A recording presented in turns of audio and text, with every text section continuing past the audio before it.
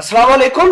देखिए कि चाइना के ऊपर लगातार बीएलए वाले अटैक्स कर रहे हैं और अब चाइना के ऑफिशियल्स जो हैं, खुसूसन चाइना के अंदर से आवाजें आ रही हैं कि पाकिस्तान के उन इलाकों पर चाइना एयर स्ट्राइक करे जहां पर बीएलए के रेबल्स मौजूद हैं, बीएलए के दहशतगर्द मौजूद हैं। तो इस हवाले से पूरे पाकिस्तान के अंदर काफी खलबली मची हुई है कि ये जो चाइना ने स्टेटमेंट दिया है कि पाकिस्तान के ऊपर एयर स्ट्राइक करनी चाहिए जहां पर बीएलए के लोग मौजूद हैं ताकि चाइनीज ब्लड को बचाया जा सके। सबसे पहले आप अपनी स्क्रीन पर देखिए, surgical strike on Pakistan, China for brand state media journalist calls for action on Pakistan based militants. ये जो है, ये जो आर्टिकल है ये रोजियन टाइम का है और रोजियन टाइम ने ये आर्टिकल ग्लोबल टाइम से जो है वो कॉपी किया है। खैर, ये वो शख्स है जू जीजिंग जिसने ऐलान किया है, जिसका ये मानना है कि अगर हम चाइना को बचाना चाहते हैं, अगर सीपैक को बचाना चाहते हैं, अगर चाइनीज ब्लड को बचाना चाहते हैं तो हमें पाकिस्तान के ऊपर उन इलाकों पर एयर स्ट्राइक करनी होगी जहां पर बीएलए मौजूद है, वहां पर बीएलए जो काम कर रही है, जो चाइनीज को मार रही है, हमें उनके खिलाफ काम करना होगा।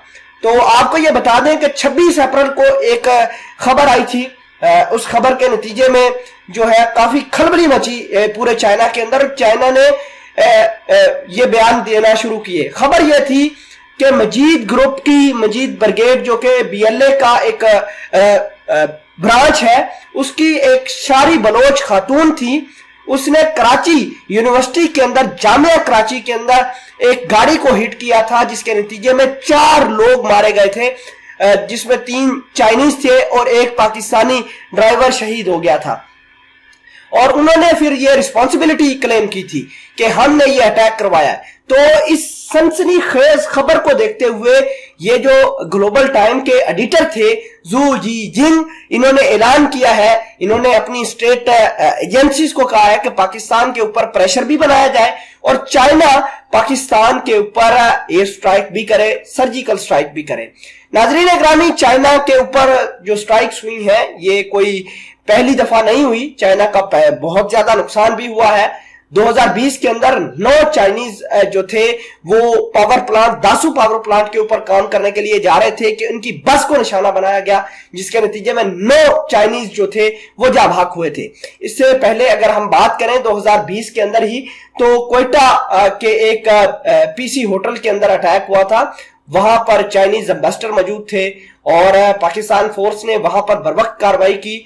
बहरहाल उस अटैक के नतीजे में 4 लोग जहां भाग हुए थे। बहरहाल जो एम्बेसडर थे वो बाल बाल बच गए। तो ये मामलात हैं।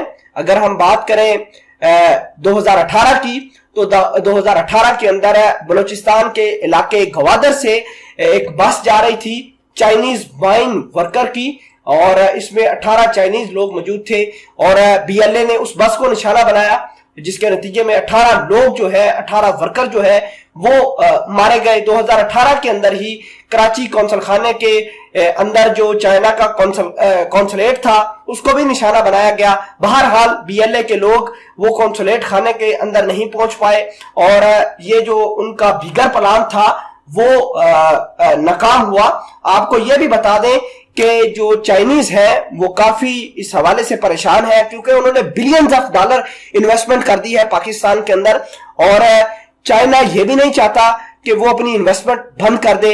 अब बलूचिस्तान के अंदर लोग काफी परेशान हैं क्योंकि बलूचिस्तान के लोग ये कहते हैं कि पाकिस्तान की आर्मी और चाइना ने मिलकर हमारे रिसोर्सेज के ऊपर कब्जा कर रखा है। इस हवाले से उन्होंने फ्री बलूचिस्तान मूवमेंट का आगाज किया है और ये जो अग्रेसिव अटैक्स होना शुरू हो गए हैं ये उसी का नतीजा है।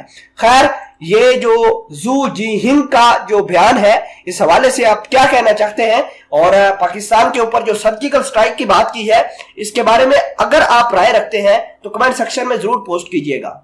हम बात करें